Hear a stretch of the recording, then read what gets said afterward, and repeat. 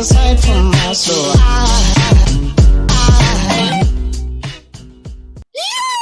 Welcome to the Inspired Evolution, and we're back. And this week we have with us Raymond Riopel. Raymond, how are you, brother? I'm very good. And yourself? Yeah, I'm good. I'm all thawed out compared to what's going on in your part of the world. It's freezing where you are, below freezing. Yeah, it's winter time here, and we've had a pretty good winter, but this week we're in the minus 30s, minus 40s. So you just stay inside, you snuggle up. It's a good reason not to go anywhere. So except for on interviews. I bet. Yeah, it's let's just call it cuddle weather over there. For those tuning in to Robert for the first time, he's an author, he's a trainer, he's the founder of A Mentor A Incorporated. He brings heart and energy to all the different trainings that he delivers on stage. There is so much that he's accomplished with, going from a lot of money in debt. We'll let Robert tell the story at some point, to being financially free at the age of 32. So he's been through a journey, nonetheless, to put it sort of succinctly and short. Robert, it's such a pleasure to have you here and your blessings and your energy with us here today. Thank you so much for doing this. Well, I'll tell you, when any chance I get to travel around the world and I don't even have to leave my office or my home and go out into that cold, how much better does it get than that, right? Although I will say, you and I did talk. I miss the interaction. Going from 200,000 miles a year flying around the world, being on live stages, to also now almost 11 months of no travel. It's driving me. I won't say it's driving me crazy because I'm already crazy. It's driving me normal, which is worse than being crazy. I love that. Let's start there, man. Let's talk about being crazy, because that's one of the things I often find myself in coaching sort of sharing to people is embrace your crazy. There is so much, I guess, just atrophy in playing it normal. Can you tell us a little bit about, you wrote the book, Success Left a Clue, and probably left a clue or two. I imagine we're going to find out some of those clues. But yeah, what does it mean to you to be crazy, and why the fear of being normal in your world? Well, for me, I come from a very basic family that was all about in-the-box thinking. And because we were born on the wrong side of the tracks, we were born not wealthy. We were born very, very struggling, just getting by paycheck to paycheck. One of the things, and I didn't know it was different. To me, this was normal. And this is what I want people to understand right out of the gate. Your normal is your normal for you. Until you learn different, you don't know what you don't know. And so my parents, one of the things they instilled in me right away was to take care of your family. You do whatever you need to do legally, ethically, morally to make sure you're taking care of your family. So for the normal for me was we would move from town to town, city to city, just so my parents could find a new job to keep working to support the family. And so for me to be in a school for 6 months was almost like a blessing. If I got to stay in one school for a year, is like, this is awesome. Not knowing that all these other kids, they were used to staying in one home, going to the same schools, having the same friends. And it wasn't until I was in grade 4 that I ended up staying in the first place, where we were there for more than a year. And it was like, what's going on here? This is kind of different. And because we were taught, that you do whatever it takes, when I started working at a young age, my parents said, when you start working, work hard, stay loyal to the company you're working for, because then they'll take care of you. And, even way back then, because I'm not going to give my age away yet, but I'm above 32 now. Even back then, we know that's not a reality, but that's what I did, because that's what I was taught. That was my normal. And it wasn't until I was introduced to personal development that I realized that there was something else. Because at the age of 21, I'm laid off from this third company I'm working for. And my mind's going, I'm working hard, I'm staying loyal. Why do I keep getting laid off? Why are they downsizing? And I look back and I go, thank goodness I learned this lesson back then. That if I wanted any kind of control over my success, I had to be at the steering wheel of it. And where I live here in Canada, at the time we were in what was, like now, a really depressed time. Our economy wasn't doing well. And because my parents said, you do whatever it takes to support your family, I'm newly married. So I had to find something until I found that real job. And I actually decided to start delivering pizzas for a little pizza delivery company called Domino's Pizza. And I started actually making more money, getting to drive around. I'm driving in my car, window down. Oh, wait, Australia, I got to go to the other side of the road. Window down, driving around in my car, listening to the music and meeting people. I was making more money than my real job. And I was able to go from being a driver to being a manager to actually becoming a franchisee. Yeah. And I'll tell you, if it was me, it would never have happened, because that was out of the box thinking to even think I could be an entrepreneur. But one of the biggest blessings I have, one of my biggest blessings is I have an amazing wife who will not let me play small. She will not let me be normal, because she came from a very poor family as well. And a gift she gives me, and I kind of back it up. We met when we were 13. We started dating when we were 16, when she actually tackled my ass to the ground in football because I wasn't noticing her. You're not meant to tell anybody that story. No, of course, I tell it all over the world, because it's because of her I am where I am today. Yeah. See, if it was left to me, I'd be comfortably miserable in a job, and I'd still be there complaining, bitching, why is it not going right? But with her at my side, we get married at 19. Here's where the 32 comes in. In 3.5 months, we celebrate our 32nd wedding anniversary, actually. And because of her, it was like, is being a driver good enough for you? Is that permanent enough? He's got your franchisee is looking for a manager. I can't go talk to him. It's out of my, zone of knowledge. I've never done it. Go talk to him.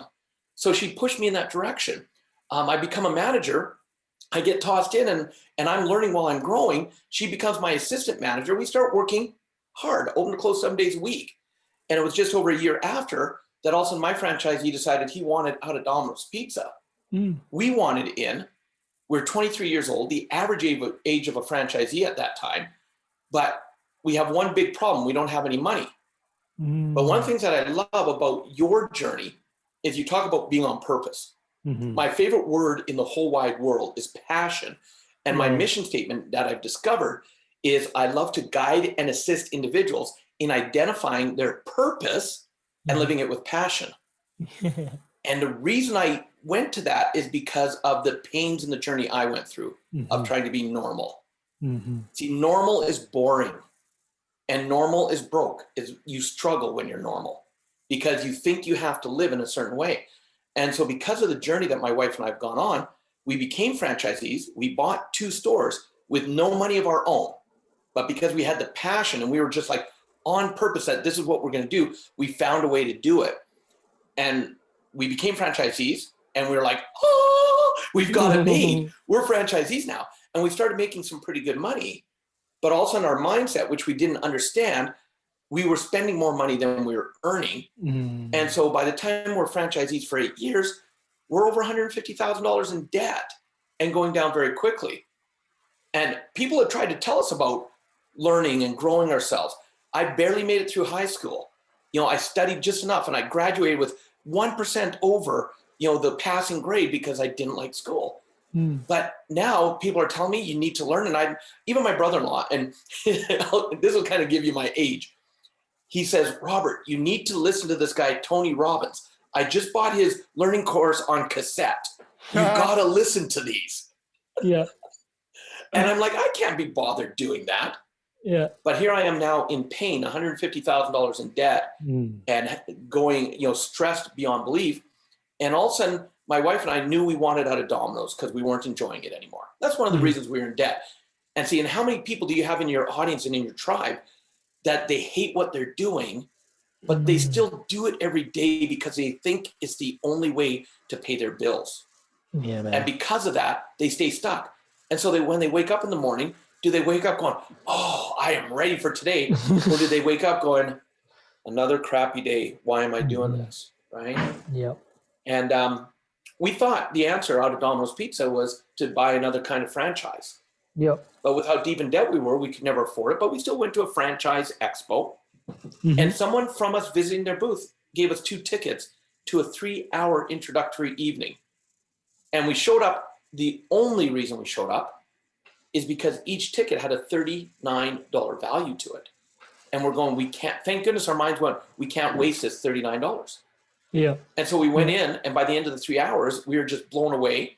The trainer talked about it. He had a 3-day weekend coming up 3 months later, and it was $600 to go. But we both went running to the back and we signed up. We're like, wow, if this 3 hours is any indication of what the 3 days is going to be like, we're in. And we couldn't afford to do it, but we did it. 3 months later, we've had time to be back in our own environment. And you've heard the saying, environment is stronger than willpower. We're back in our own environment. And so the only reason we traveled to go to the 3-day weekend was to actually get a refund, to get our money back. And when I walked in, I was ready for a fight. Because like, don't you dare tell me I can't have my money back. I need this money. You don't know my situation. Because I was in that normal mindset. And so they didn't put up a fight. The nicest woman in the world said, she knew what was going on. She just said, look, it's going to take me a bit to figure out how we can do this. Why don't you and your wife come in and sit down and watch for a little bit? At lunchtime, I'll have the answers and we can take care of it. And our bodies, because this is how powerful your mind is. Our body knew and our mind knew we were about to have a change in our life, and your mind does not want you to change. We actually got physically ill leading up to that event. And so I walk in and I'm like, it's not all over the place. I'm not feeling well. I'm like, today if I did that, people would run because of COVID. I walk in and I'm like, we can't be here. I need a refund. And the girl who was a volunteer doing the registering, her eyes were like popping out like, oh my God, what do I do? That's why she called over the other woman. So we decide to go in and listen until they figure out the refund.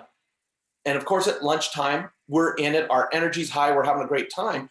And the woman comes up, she goes, oh, and there's 700 people in the room. She goes, she finds us. There you are. Are you ready to talk about your refund? And we're like, get away. Are you kidding? I don't want a refund. We're having too much fun. Just leave us alone. And she became a great friend because she was the one that helped us transition into that. That 3-day weekend changed our mindset so much that 9 months later, we ended up going from the $150,000 in debt to actually being completely retired, financially free at the age of 32. And my mind went, holy crap, if this little information gave those results, what would more do? And that's when I really dove into learning about being crazy, because to me, you've got to be crazy not to live the life you want to live. And it takes craziness to, I'll never tell people success is easy. Never. You've got to put the work in. And that's where the crazy really comes in, because people go, well, Robert, sometimes when you work, you do crazy hours. And you're like, right. Tomorrow morning, right now, my time is just after 8:30, almost 9 o'clock p.m. When we wrap up, I still have a few things to do. And I start a 3-hour training at 5 a.m. So I'll be up at 4 a.m. to get ready for it. And how many people would go, that's crazy. And I'd be like, maybe for you it is, but for me, it allows me to live the lifestyle I want to have. And so that's kind of why when I found my passion was to teach others, it all started. And this is because you're talking about people that maybe are in jobs that want to know how to transition as your audience, as your tribe. Here's my first recommendation. Don't think your transition and your change has to be life-altering, life-shattering right away. My first belief when I knew I wanted to be a trainer was if I could even help one person, one person do what my wife and I had done, go from financial struggle to financial success, it'd make it all worthwhile. And then you start part-time. Don't think you have to give up what you're doing and full on jump in. And because now what happens if you do that, you're now doing it to try to make money again, to pay for your lifestyle and support your family. So that's going to add extra stress. If you say I'm giving, and I've seen so many people go, I left my corporate job cold and I started as an entrepreneur and I struggled. And the stress came in because now they went from a guaranteed income to how do I pay for next month's rent? How do I pay for food on the table? How do I take care of my family? So one of the things I will tell your tribe is just start part-time. Learn, start, take one action, then take another. And once your income is starting to replace the full-time income, and this comes from one of my mentors and I love it. If we go to traditional timing, he says, you earn an income from 9 to 5. You create your life from 5 to 9. And see, when you get home, what you do in those extra hours, that where normal people are now sitting in front of the TV, they're just trying to relax. They just want to, go mindless. They want to get on social media. If you take a little extra time and put it into your own development, that's what changes your life. So I kind of dove in a little deeper. I don't know if that's I love kind of that. where you I want to love go that. with it. There's so many places to go with that. But just quickly, like I've made some notes, but just to quickly take off where you've just left off, I want to talk to you about how in that moment though, when we come home and we're building our lives 9 to 5, 5 to 9, in those extra hours, some part of it sounds like, I could just be Netflix and chilling, or I could be, out having a hit of tennis with the lads. But nonetheless, we're working on building this next thing. It sounds like we're making a sacrifice, but you and I kind of both know that right now, even though you're in a way hustling because it's tomorrow morning, you've got to get up, and from the outside looking in, it's a hustle, but from the inside out, you love it, right? Absolutely. And look, even when I was flying 200,000 miles a year around the world to train, I designed my life in a way where I take 6 months a year to be at home. How many people can say they can take 6 months a year off and do whatever they want? So it's what are you willing to exchange for the life you truly want? That's the question right there. And sure, does it mean working a little extra harder in the beginning? Absolutely. But if you would have told me back when I was 32, before the change, if you would have told me that by the time 19 years later, I'll tell you, by the time you're 51, that I would have traveled around the world several times, personally trained over 500,000 people, I would have told you you were crazy. Because until I became a trainer, I'd been in Canada and the US, and that was it. That was my experience of the world. And people go, well, why are you willing to hop on a plane and go 25 hours of traveling? I'm like, why wouldn't I? I get to experience cultures. I've become such a more tolerant person from every culture that I've visited. And I realize that we're no better or worse than each other. It's just different. And because maybe I live in a country where it's minus 31 right now, does that mean I'm better off or worse off than someone who's in a country where plus 40 and humid is their normal day? No, it's just different. And it taught me to start looking for the beauty in everything instead of what most people do, looking for what's wrong in everything, why it won't work. I just love to sit there and look back in awe and go, what can I see that's beautiful? My first trip to India, my first reaction was like, oh, it's dirty, it's gungy. It's like, and it was right after floods in Mumbai, but yet everybody was back to work. And all of a sudden when I caught myself going in, because I want your people to understand, I'm no different than anybody else. I'm no better than anybody else. Is it possible I have a little different information? Absolutely. But isn't it possible other people have different information? I don't. Absolutely. So why would that make me better or worse? We're all the same. So when I caught myself, because I'm always now monitoring myself and noticing what's coming up for me and why do I react the way I do? And also when I noticed I was judging how dirty it was, I stopped. And then I said, okay, Robert, change the lenses. What do you see that's beautiful? And the moment I did that, all of a sudden I saw more happy people than I see in Canada. They, by our standards, they have nothing, but yet their happiness way outdoes us. And I stood there and I just started going, this is gorgeous. How do I have that happiness in my life? Yeah. No matter what's going on around me. And so it's just, oh man, when you go on the journey and you realize that growing yourself grows your experience and you can create the life you want, but it does take work. Never think it'll just be handed to you. And if you look up to someone who has the life you want, don't just, and here's where social media drives me crazy sometimes, but we can talk about that a little bit later too. I'd love to do a deep dive on how social media and the social dilemma series or documentary, a whole new twist on that. But all of a sudden, when I started realizing that, look, I can create my life the way I want it, and it's just a little steps. I'm willing to put in that work to then be able to have a life that very few people have, to be able to have the abilities to do things that very few people have. So what is that exchange? What does that pay off? Because if you think it's just going to be easy, so when you look at someone's success, and this is what they do on Facebook, they see everybody's great things going, oh, look how amazing their life is.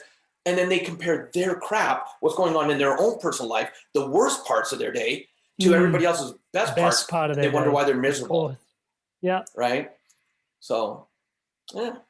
Yeah, I'd love to sort of take your take on social media. Tell us more about what's going on in there. Because one of the things I was going to say is in in the first part where you're introducing everything, it was the conversation around all these challenges around being crazy and interfacing with what's normal, and in a world that's consistently driving towards normality, kind of being this in the box thinking, just that extreme level of conformity. And I don't know how else to put this, but the mental health issues that are associated with that, right? Which are just like, they're a real thing. 1 in 2 around the world, in the Western world now, are either anxious or depressed. Huge. That's a huge number, man. That's a huge number. Yeah. And COVID's made it worse because now you're being told to stay indoors. We're still in a bit of a state of emergency here where I live, where if someone comes and visit me at my home, the police can come and give them $1,000 fine just for visiting me in my home. And it's crazy. And so it's compounding, and people go, well, this is reality. And something that I love playing with words. I love playing with acronyms. And so take the word reality and break it down to real, and then I, T, and Y. And what I realize is that reality is what is real, what real is to you. I love that. And so for me, yeah, my reality is I can, when they say social distancing, that's probably to me the biggest mistake they could have made by labeling it social distancing. Physical distancing, yes, to stay healthy. But now more than ever, people need to be social. They need to connect because what's happening with most people is they're sitting in a room 24/7 now in their own mind, in their own thoughts. My dad is one of 10 kids. His oldest brother, he's the second oldest, and his oldest brother, for the first 3.5 months of COVID, in the seniors complex he lives in, he's 84 years old, he wasn't allowed out of his 10 by 10 room. He couldn't come out of the room. They would deliver the food in front of his door. He'd have to wait till they're gone, open the door and bring it in. And that's, if he left his own little apartment, it was a threat of being ejected out of the compound.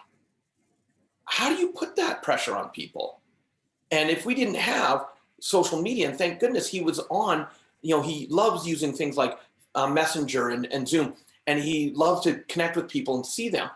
That's what got him through those first months of being in isolation, like he was in prison because he couldn't even leave to go get food. Look, prisoners get an hour outside every day, even if they're in solitary. And he wasn't even getting that. And so when you think about the reality that we've been put into, is how do you design it in a way that you can actually stay healthy of mind? And this is where your tribe is huge. Surrounding yourself and associating, and I'm going to kind of go into a side lesson on this, if that's all right with you. Oh, and you're not to.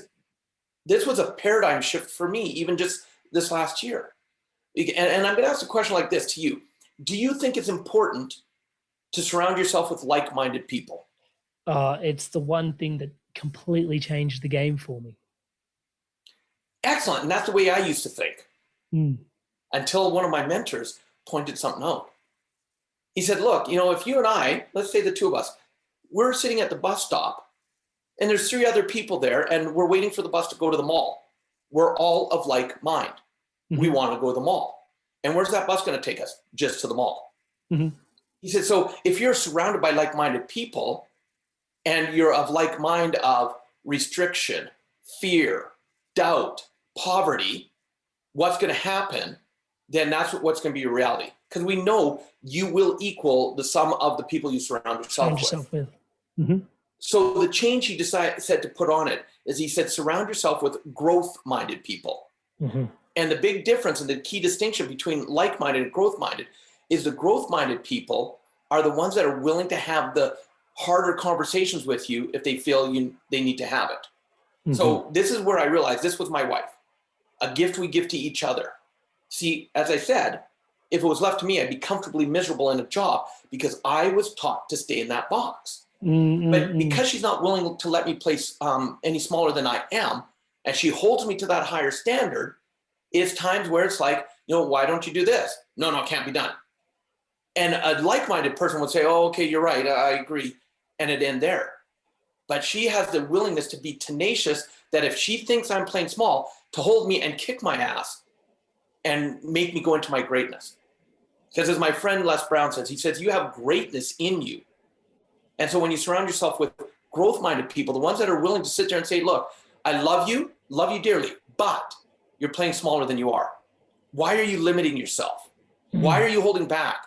And in this arena now, the people in my sphere of influence, it's about how do we impact more lives?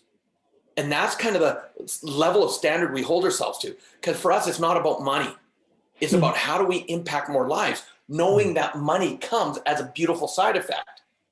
Because there's a universal principle that says you will be paid in direct proportion to the value you give. So most people are working hard, giving as much value as they can, but because they're trying to do it on their own, they're limited. Robert, I can't work any harder. You're right. Quit trying to do it on your own. Make those connections. Create that tribe. Really understand that your expertise is different than someone else's. So together you can accomplish more and be willing to step up your game and work smarter. And then you'll find that, in the beginning, it might be that harder 5 to 9 to create your life. But then look at the life I get to have now that very few people have. I hope that makes sense. It really does. It really does. Thank you so much for sharing that. And we're talking about health here, and you're talking about health from the many different dimensions of it. And knowing a little bit about you, Robert, I know success is something you spend a lot of time talking about, but it's not defined. The way that I think, let's just call it the normies, the way the normies sort of define success. Is that like Muggles with Harry Potter? That's let's actually call it that. So you don't define success the way Muggles define success, do you, Robert? Not at all. Can you tell us what success is to you? To me, we are holistic beings. So it's got to cover 5 things: your mental, your emotional, your spiritual, your physical, and your financial. It's got to be all those realms, because we are holistic, and the one area you don't take a look at is the area that you don't focus on, is the area that's going to take you out. So to me, success, when I teach people about, with my upcoming book called The Authority Key, I teach them that there's 4 currencies of life. And one of the currencies is a currency of money. And what people don't realize is that there's actually, each of us, if you have too much money, it's called affluenza. And you do crazy things when you have affluenza. You spend your money on stupid things. When you have too little money, it's called poverty. And that creates a lot of stress. And so an example of affluenza is when the A380 airplanes came out, the double-decker airplanes. And I love planes. I learned everything I could about this plane. Couldn't wait to be flying one. It's $1 billion plane. And a prince bought one out of the AUE, and he ended up paying over $1 billion for it. And then he spent $100 million renovating it into his ultimate party plane. See, that to me is insane, that you spend that kind of money just to have a party plane, right? But so what people think success is once I get to being a millionaire, a multimillionaire, I'm successful. Not if you don't have health, not if you don't have great relationships, not if you don't have a great connection with God, whatever higher being you go. If you don't have your mental, emotional, spiritual, and physical, financial, and my wife says it all the time, without health, what is wealth? And so it's about having that balance. And what I love to teach people is that every single one of us actually has a level where, when we're in this level of income, it's the right level for us. And it's different for everybody. So I traveled before COVID, BC, 200,000 miles a year. That was enough for me to still take 6 months off. But I have a colleague who was flying 1 million miles a year. He was living on planes. And for him, he loves it because his goal is to become a billionaire, and he's almost there. So good on him, because that's his. And for him, it's in alignment with who he is. But for me, if I want to have time with my family, that's what's most important. So as long as I have my wealth, creating a few $100,000 a year for me to, live the lifestyle I enjoy, I don't need to have millions and millions and millions and millions and millions every year. Mm-hmm. Because if I push for those, the rest of my life pays. So I love to guide people through kind of identifying where their level is, where they know if I'm making this amount, that's the lowest I want to make to really live the life that keeps me balanced. And this is kind of the upper echelon, because above that, I do crazy things with my money. And when you find that zone for yourself and you live in there wealth-wise, you find that you are able to do and accomplish so many more things than you ever dreamed possible, because it's about having that balance. And to kind of give you a distinction, some people think balance is everything's perfect. And it's like, oh, like it's all good. But I've learned that balance, because we're always in flux, balance is the correcting, the adjusting, the correcting, the adjusting. And that's where self-awareness comes in so much. So that's why, before personal development, I thought meditating was woo-woo. I'm like, are you kidding? That's what only crazy people do. But after a 4-day Zen retreat, and the most profound thing was said by my Zen master, because someone asked, he said, look, when I'm here, meditating is easy. Crossing my legs and being in there for 20 minutes is easy. But I know going back home in my crazy life, I'm not gonna be able to do that. And my Zen teacher, she said, meditating is being present. So anytime you're actually truly present in what you're doing, you're actually meditating. So like right now, you and I are having a conversation. And even though I'm aware of things around me, I'm here with you in this moment, present right now, which means I'm meditating. And my goal is to see how much of the day I can actually be in meditation. Because the more present I am, the more I'm actually experiencing my life, instead of life guiding me where it thinks I should go. I get to have a little bit more of that control, if you want to call it that. Because I'm now present and I'm really experiencing what's going on around me. Because I don't want to wake up in 5 years and go, what did I just do for the last 5 years? I don't remember. I want to go, when those Facebook memories pop up, go, oh yeah, that was so amazing. And I can remember this about it and I can remember that. And so that's kind of, to me, what success is having that balance in your life so that you can have those great relationships, have that health, have that connection to the divine, have financial, have everything, because you deserve it. You absolutely deserve it. I love that. Thank you so much. And I love the piece on balancing as well. I think it's really interesting. One of the people we've had on is Benny Ferguson. He's a movement monk here in Australia, and he talks about, I remember having him on the podcast, and that realization that you just shared really dropped in. It was like balancing. And it's not about stillness. It's about realignment every infinitesimally small moment to the very next infinitesimally small moment. It's like coming back into like correction again and again and again and again and again. So I love that.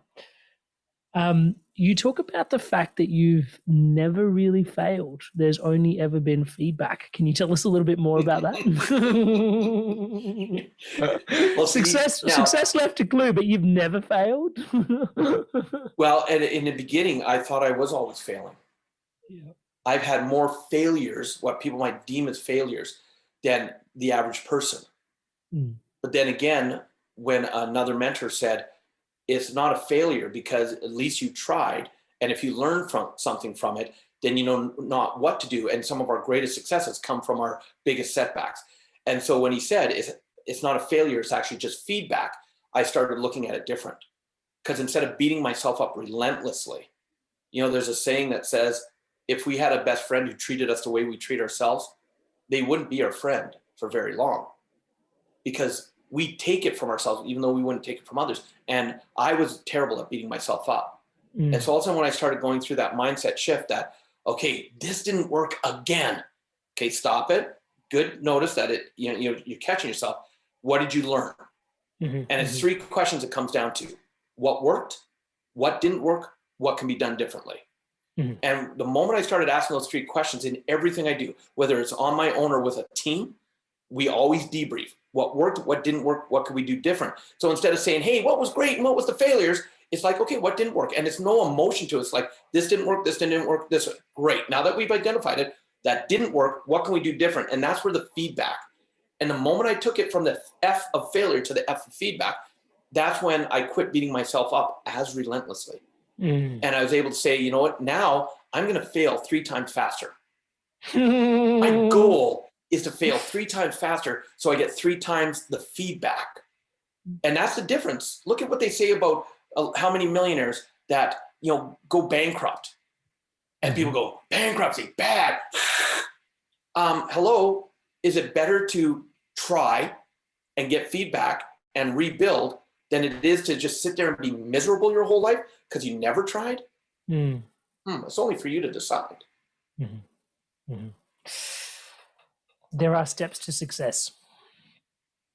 Yes, sir. And from what I understand, there's about 6 of them. I may be wrong, but I've done some research. So can you step me through? I love that. I might be wrong, but I have done some research. And this is why I'm loving playing with you, because I can tell you and I both have the same warped sense of humor. And I gotta tell you, I love your laugh. Your laugh just lifts me up, man. I've got goosebumps right now. I'm lit. Oh, touch wood. It's quite polarizing, actually. You tune into the YouTube comments and I think 75% of people are like, oh, that's hilarious. I'll laugh along with Amrit. And then 25 people are like, if only he wouldn't laugh, his interviews would be fantastic. Right. And so here's the question. What do you choose to focus on? This is coming from a reformed people pleaser. A reformed people pleaser. Yep. When I started training, a small room of an audience was 1,000, 1,500 people. And when I started training, I could have 999 people riveted in their seats, hanging off every word, loving what they're learning.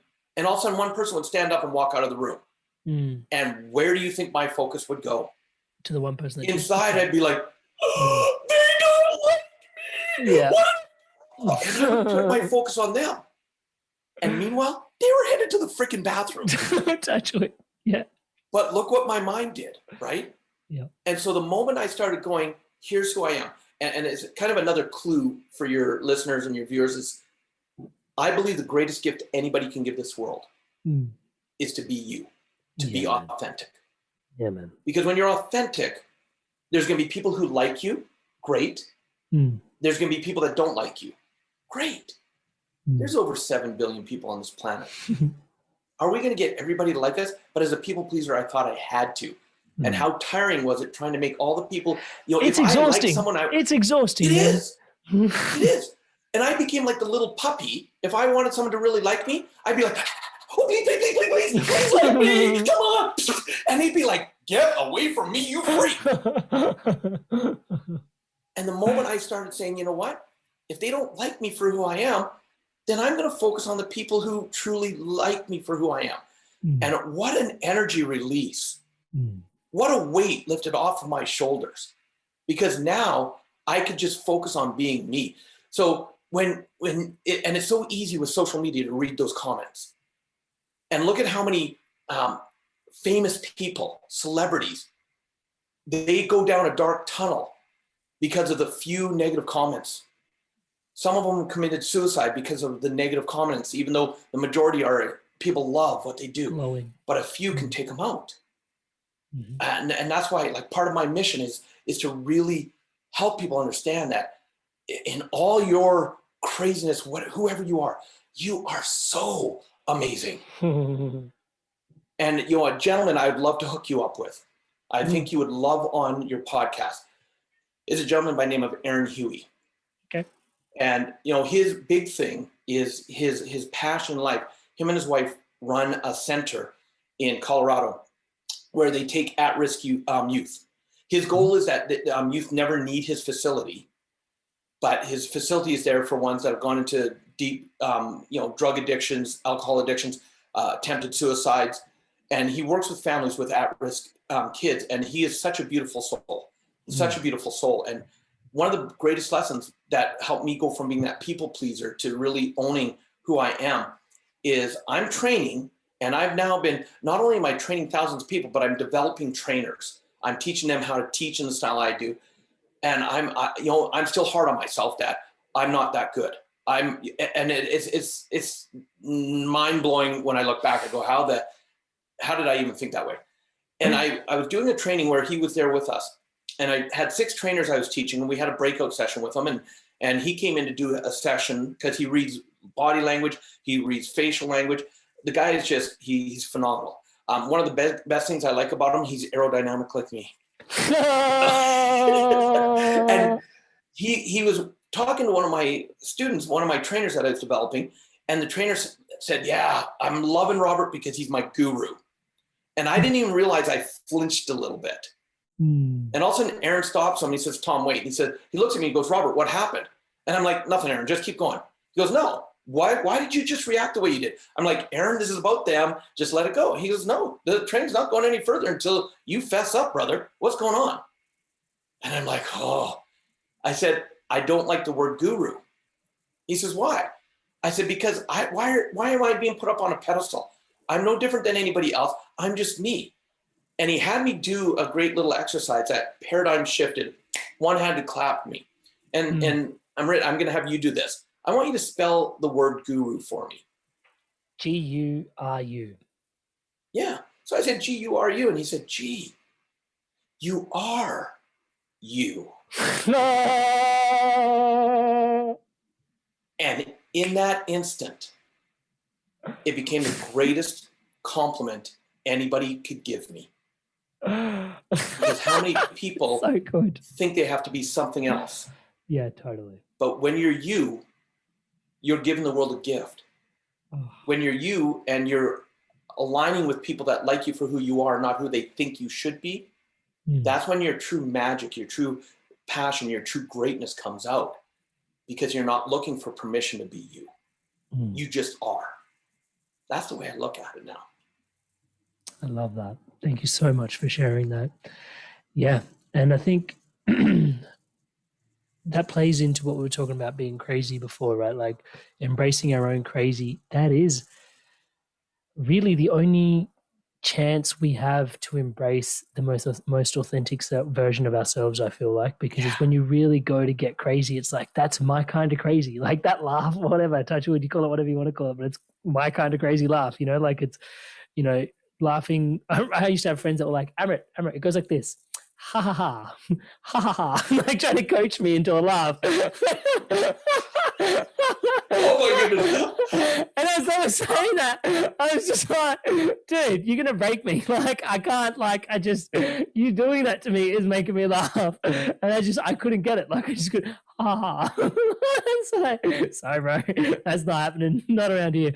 But I think that's like the greatest hack towards finding your authenticity as well. Was like, what is it that's uniquely used that's like your crazy version of yourself? Because you can't fake your crazy. And actually, that's what I used to like, remember, like relationships early on as well, is like, now married to my beautiful wife, we've been together for 10 years, but like early on it was like you could figure out a person by what they found funny. Like that was always just like the lowest hanging litmus. It's like, I just told a joke, oh, you didn't find it funny, oh shit, this isn't gonna work. Like, well, wait but my jokes aren't funny, so that's that. But that's the whole thing, right? Like, so, but like even with my wife now, like my jokes are not funny, but they hurt her a little bit because they're so painful to listen to, that watching her squirm a little bit, she'll look at me and she'll be like, related? Probably sounds like it, because she'll turn around and she'll be like, you're doing it on purpose now. I entertain myself. What can I say? I learned because I'm training around the world, I have translators, and some rooms can be up to 6 different languages being translated simultaneous. And I realized that my Canadian humor doesn't translate into other languages sometimes. And so it was something another one of my friends taught me. He said, Robert, here's what you tell your translator. And as soon as he told me, I went up to my interpreters. I said, okay, here's the deal. If I tell a joke and you're not getting it, you're not understanding it, here's what I want you to say in your microphone to their earphones. The trainer just told a joke, laugh, please. And so when I get the biggest laughs in the audience, I know what they did, because the people are now going, and they're laughing like crazy. And I look at the translation booth and they're just like, right? And we just make it fun, because life is too short not to have fun. There are Mm. way too many serious people on this planet. Yeah. Oh my goodness. Yeah. Right? Yeah. Let's tell us a bit about that. And I still want to get to the 6 steps, but I really want to understand like success and fun, because people think success, yes, it's hard work, but why can't it be fun? Like it's like follow your passions, right? Like tell us a Yeah. little bit more about, yeah. Well, and that's it. And it was a rule before I even started doing what I do now. It's just something that's always been inherent in me, is to Mm. have fun. And when my wife and I first started owning our Domino's Pizzas and managing, and we'd go through a hiring process, we'd be in an interview with someone and we'd let them know that, look, one of our number one rules working here at this store is you have to be willing to have fun. And the Mm. reason is because when we're making 100 or more pizzas in an hour from scratch, in our Mhm. dinner rushes, in when Mhm. we're getting slammed, it gets stressful. So if we're already not having fun and we're already stressed, and you know, Emmerich, that one negative person can infest the whole rest of the Mhm. group. And so, Mhm. you know, during busy times, you have 15 people making pizzas, you have up to 20 drivers on the road. If you got one negative Nelly, it can impact everybody. So our rule was simple, is that we have fun. Mhm. If we find you're in a bad mood and it's impacting the business, we're going to send you home. Mhm. If it happens more than a couple times, we're sitting down to have a conversation about your future with us. Mhm. Because I choose to surround myself with people that, you know, because in Domino's, like anything in life, the customer, number one. Mhm. Golden rule: treat others like you'd like to be treated. So our customers were our everything. We do whatever we could to take care of them. The only thing I would not put up with is if a customer started getting verbally abusive to one of my staff. That's when I step in and I take over and I ask them not to be a customer anymore.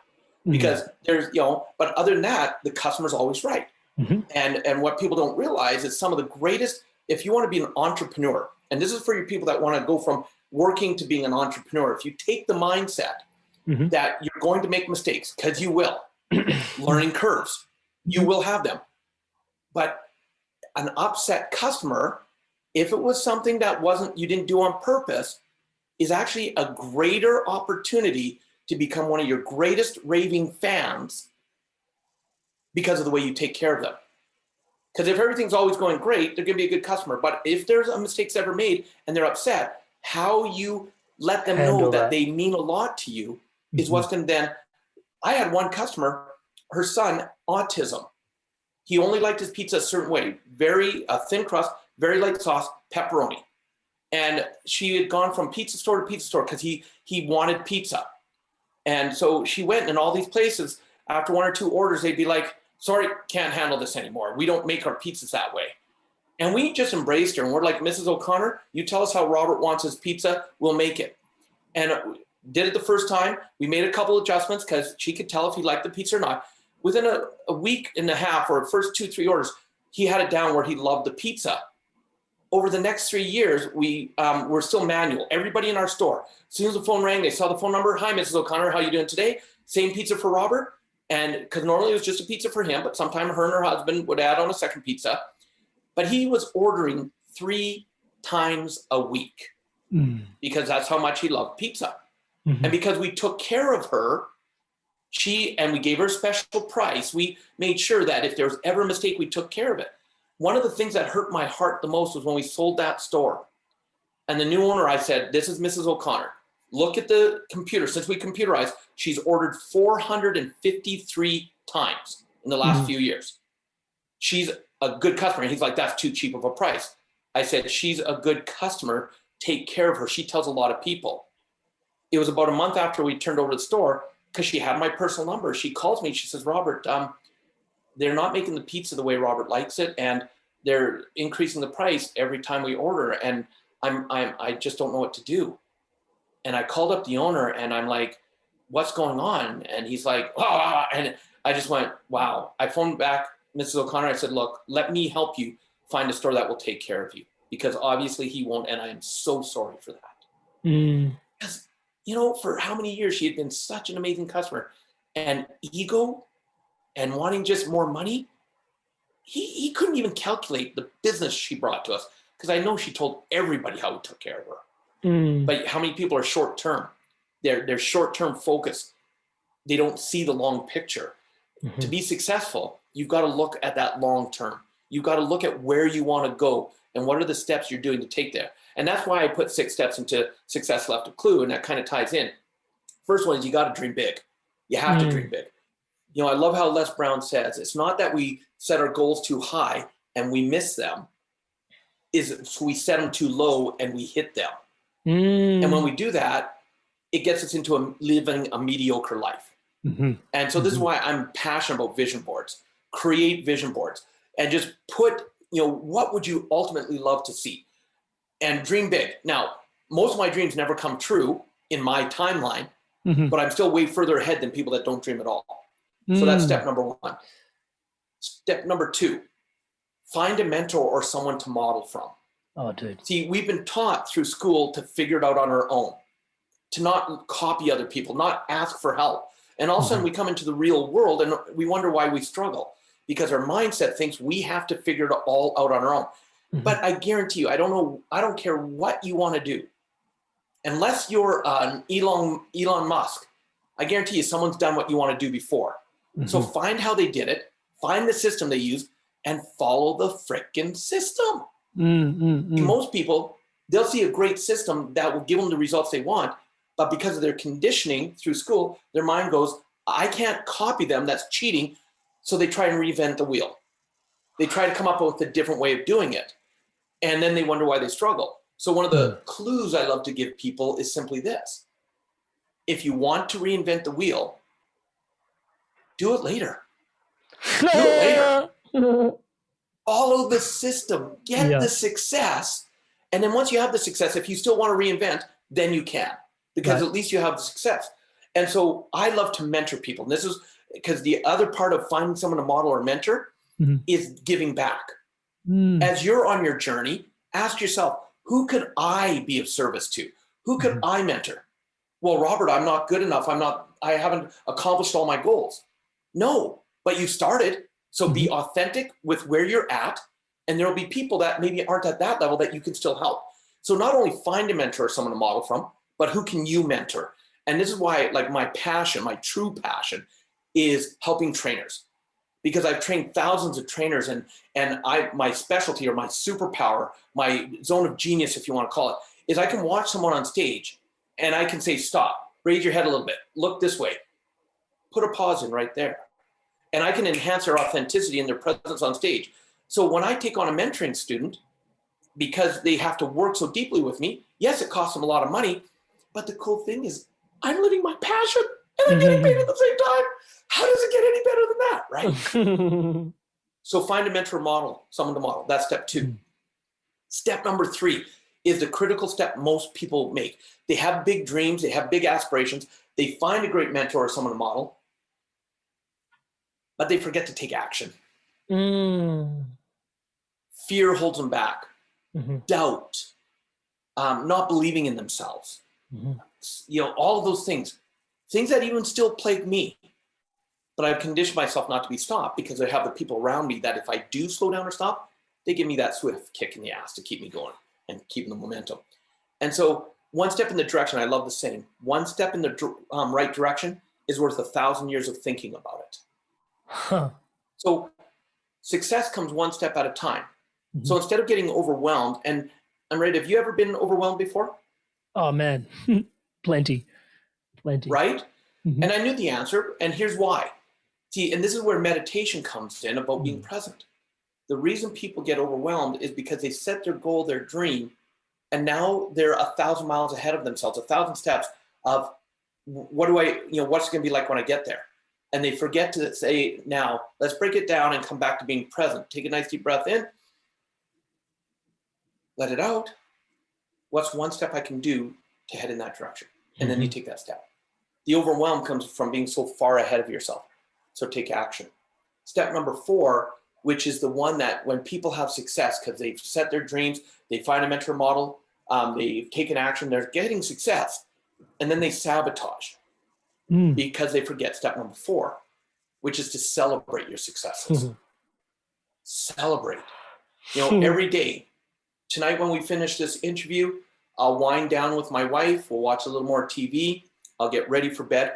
Before I go to bed, I'll check in with myself. What was my successes for the day? And I keep a success journal. Now, I do it a little different than a lot of people. I don't write my successes down right away. I use my app, Amantora, that I invented to keep my success journal digitally, but I don't write it down at night. See, what I do is I check in with myself. What were my successes today? And it's graduated to not just successes, but really to what am I grateful for?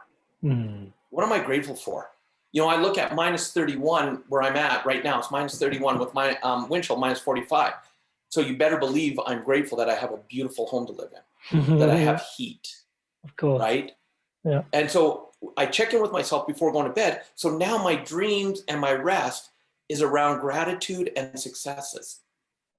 And then when I wake up, I take the first 5 minutes of every day to A, write in my success journal and get them down now because I've sat with them overnight. But B, I visualize, I meditate, and I ask myself, and this comes from a friend of mine who not only does he study quantum physics, but he was actually a monk for 8 years, over 15,000 hours of meditation. He's brilliant. He can tell you all about spirituality and then break it down in quantum physics, why it works. I nicknamed him my quantum monk.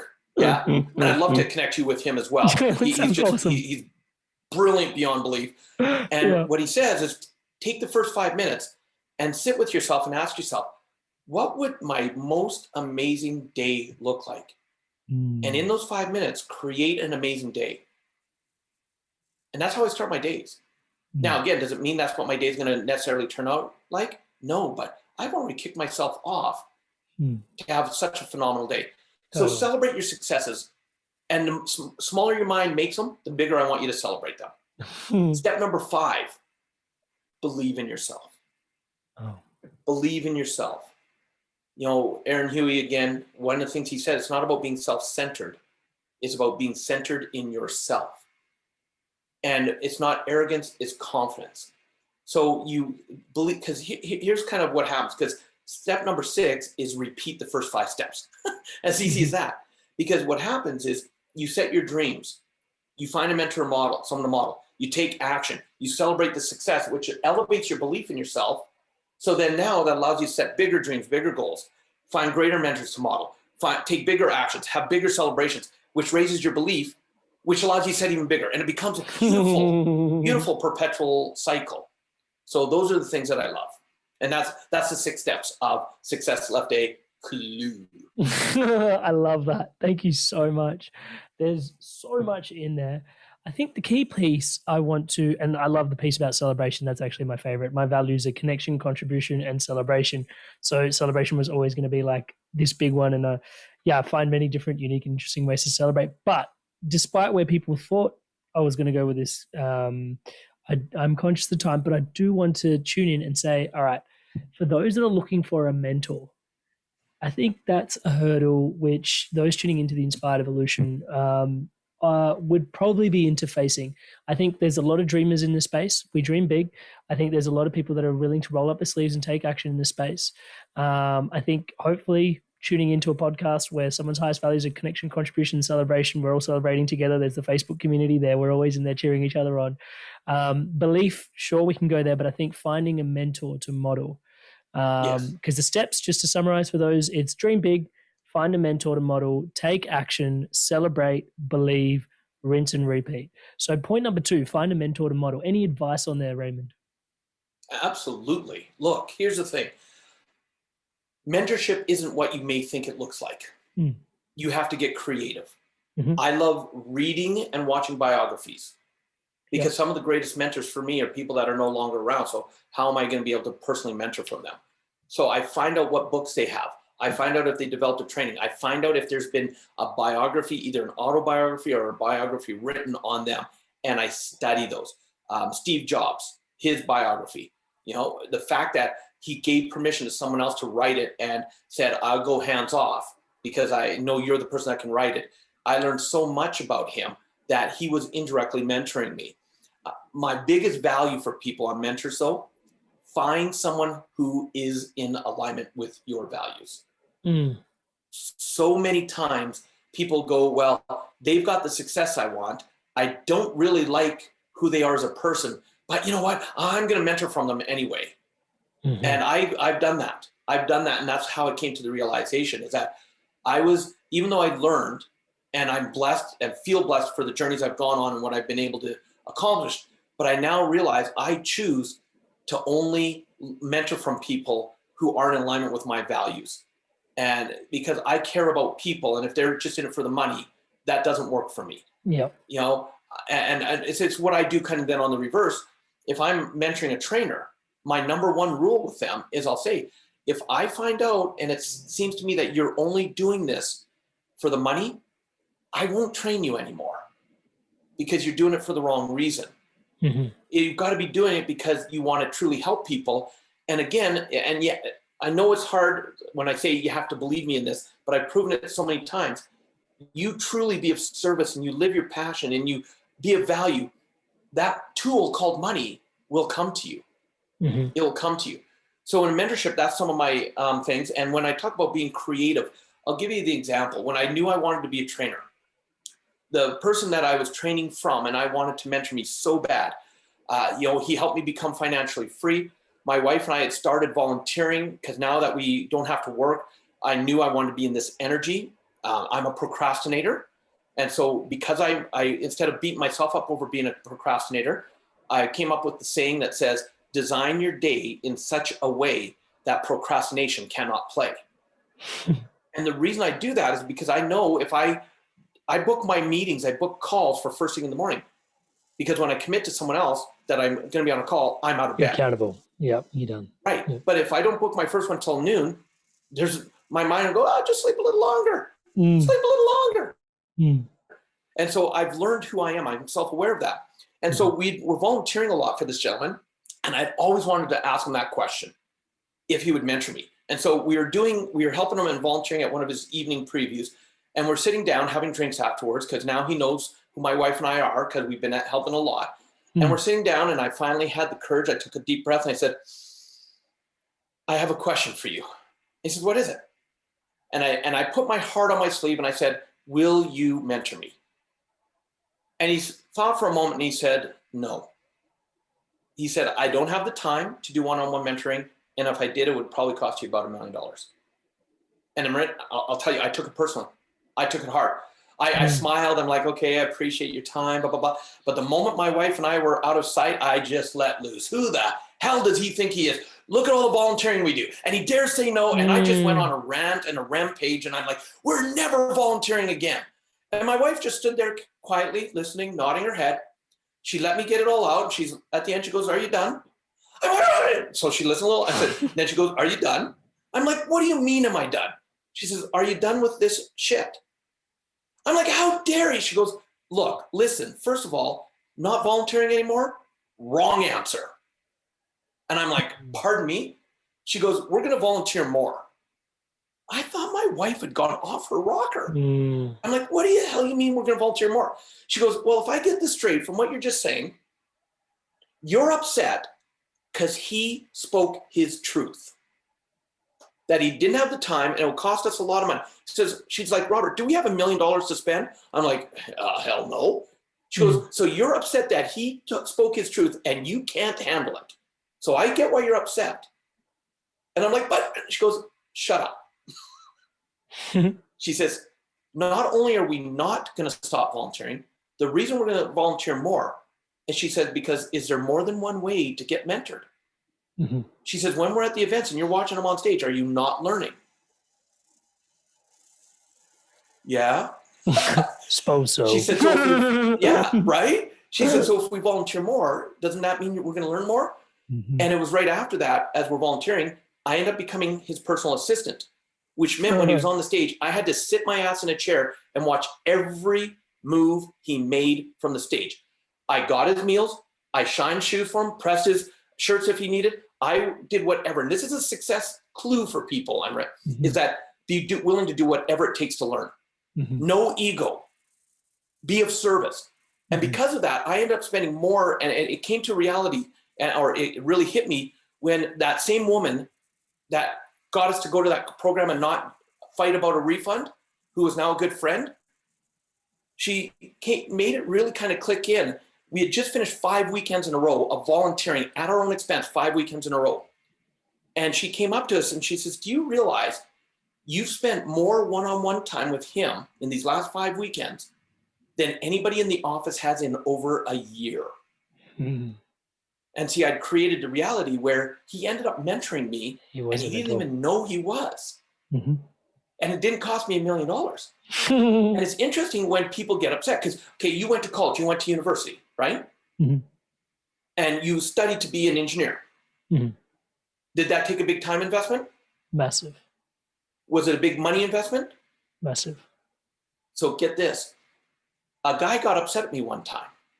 He says, man, you and Roxanne, you're amazing. You're always here. I hope he's paying you a lot of money. And I said, nope, I don't make a dime. Well, tell me he's at least covering your costs. Nope. And he went on a tirade. How dare he be so cheap? And da-da-da. And I just let him vent. And I said, let me ask you a question. I said, did you go to university? Yeah. Did you spend a lot of money? Yeah. I said, so I get it. And he had spent $60,000 on his university education, taken 2.5 years on his studies. I said, so you're upset at me for taking 2 years of my time and volunteering and giving back to get to do what I want to do and save $1 million that I didn't have to pay. When you paid 2.5 or spent 2.5 years and paid 60 grand for your education, I get why you're upset. Perspective.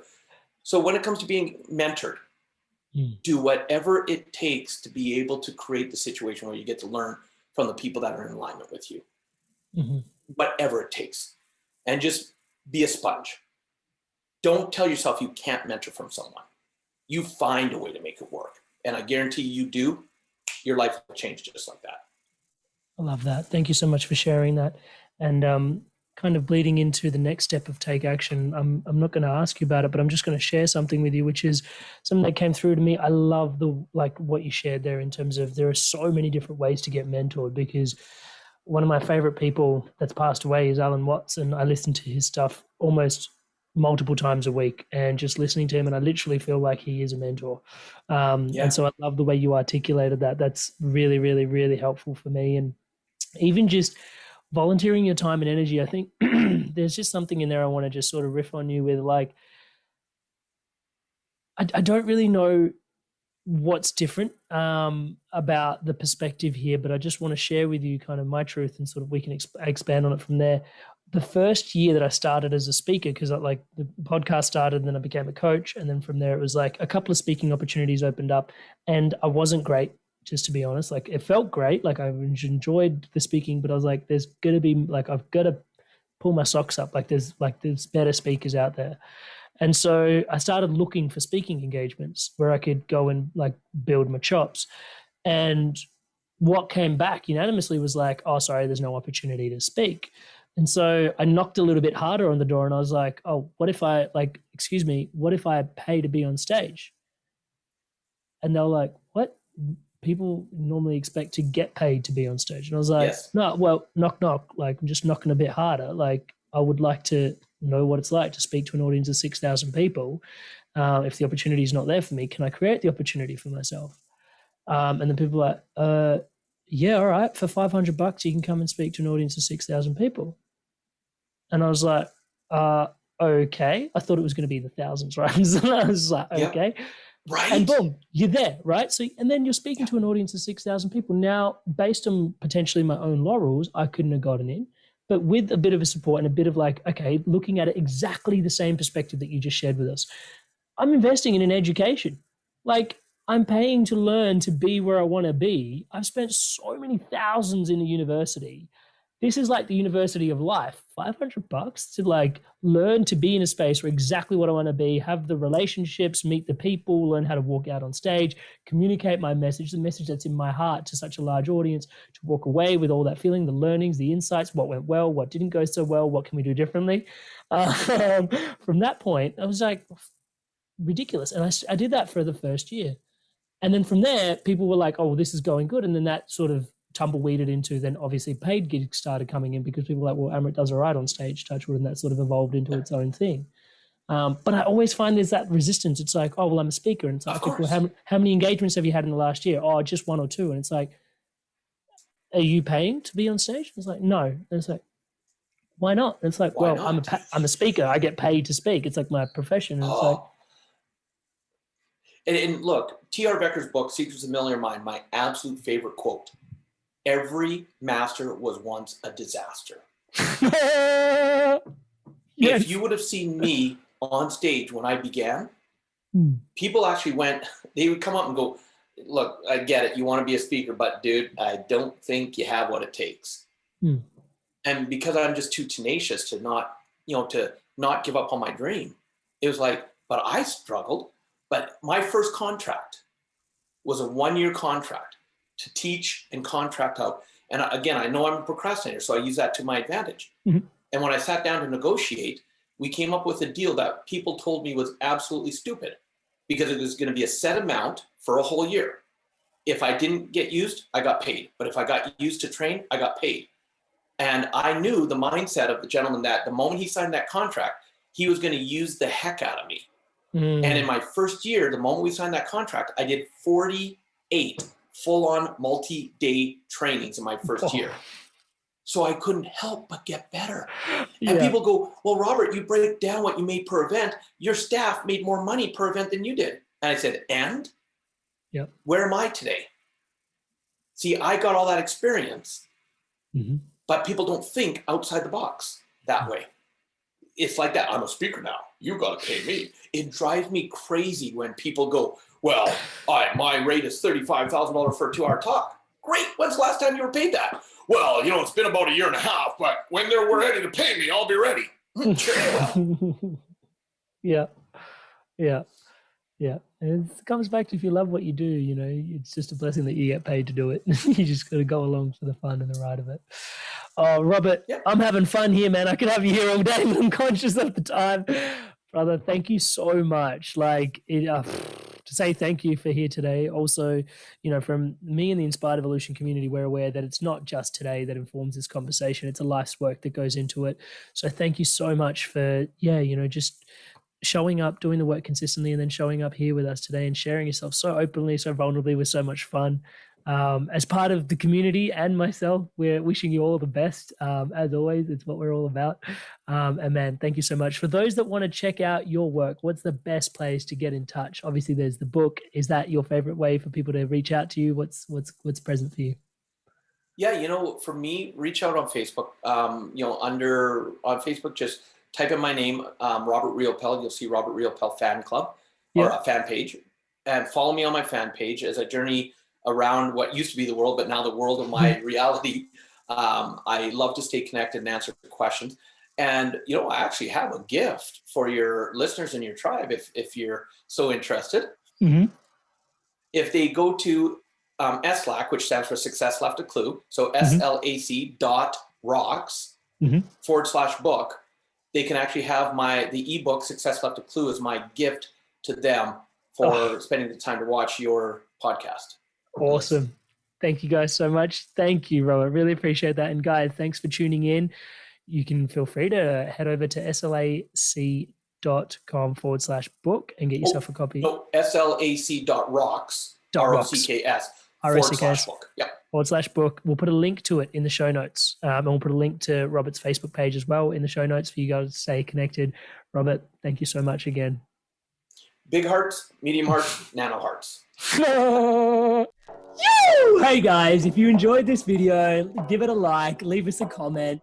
And if you want to stay in tune for new episodes launching every Monday, hit subscribe, and I'll see you in the next video. Stay inspired to evolve.